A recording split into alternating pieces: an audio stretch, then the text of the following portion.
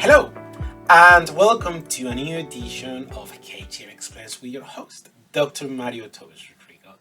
And I have been doing a bit of thinking, and I've realized that despite the fact that H.E.L's motto is create a safer, healthier, and more sustainable world for everyone, and being process safety one of our own pillars, I've noticed that I haven't talked about process safety in a while. So I've decided to just talk about it in this new H.E.L experience. So first of all, I just want to take you a bit down memory lane.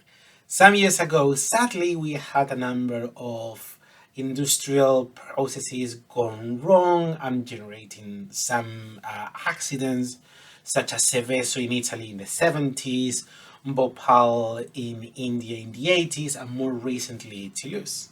And all of these accidents had a common problem, a very common guest in our blog post and in our H.E.L Explains, and that is thermal runaways.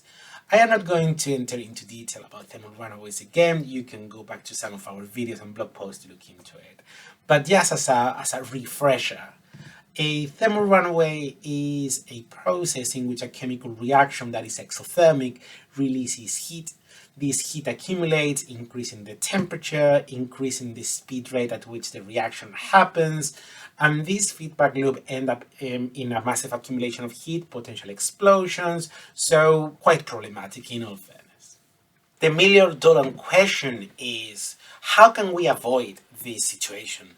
There is a bunch of techniques and simulations that we can use to try to predict whether a process is going to go on thermal runaway and what the consequences of this are. But for this video, we are going to focus on one of them, and this is Stoessel's Criticality Index.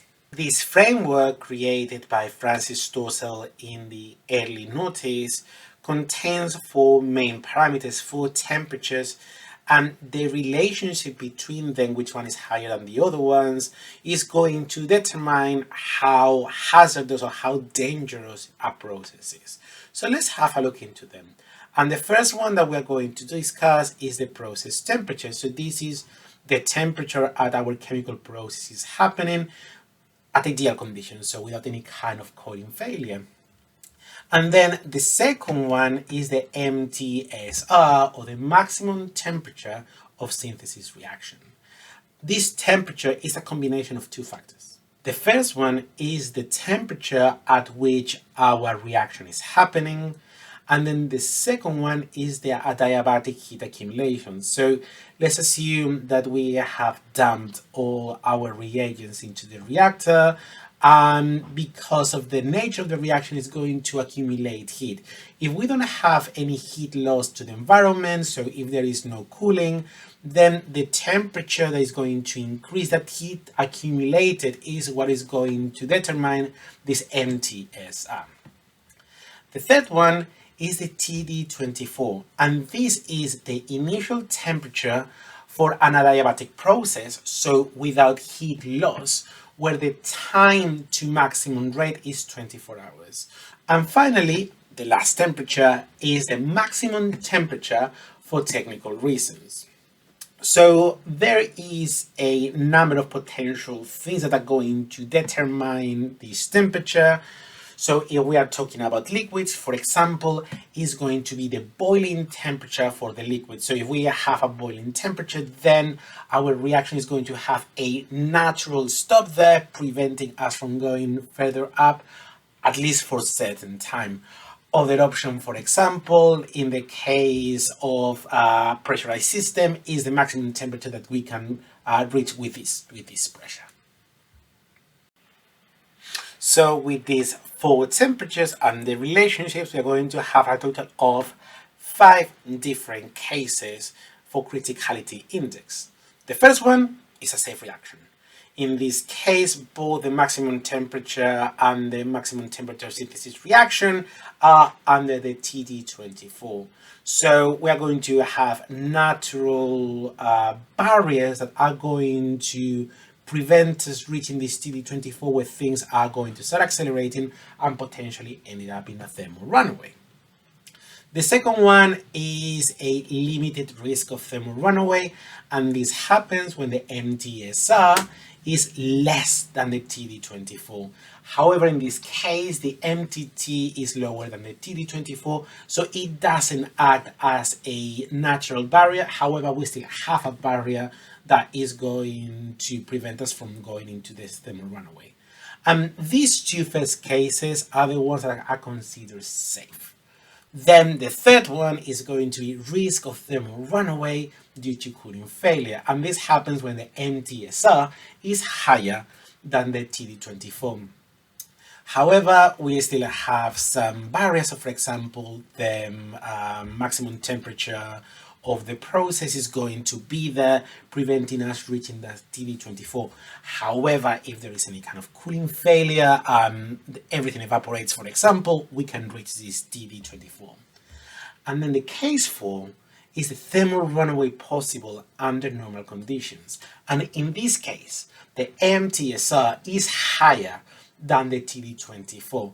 However, the MTT is lower than these two values, so again we have an extra layer of protection.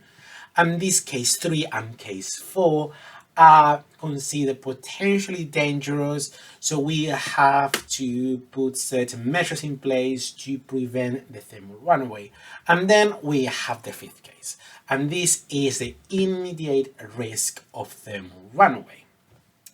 This case, MTSR is also higher than the TD24, but MTT is also higher than the TD24. So we don't have natural barriers here, which means that when we are operating our process, the risk of thermal runaway happening is immediate.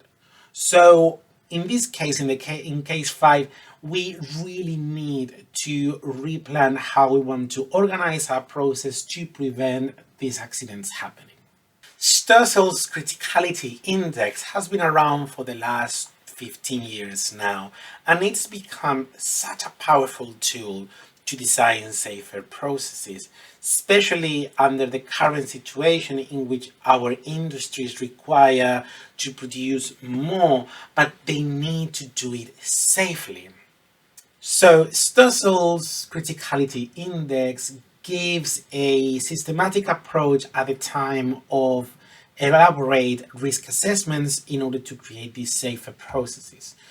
We have these 4 different temperatures, and evaluating them and comparing them to each other, then we can organize our process in one of 5 categories that are going to determine whether the process is safe, the process requires extra cooling measures, or if we need to completely reassess it to create a safer one because of the immediate risk of thermal runaway, with the aim of preventing accidents such as Bhopal or Seveso or Toulouse, as I mentioned in the beginning.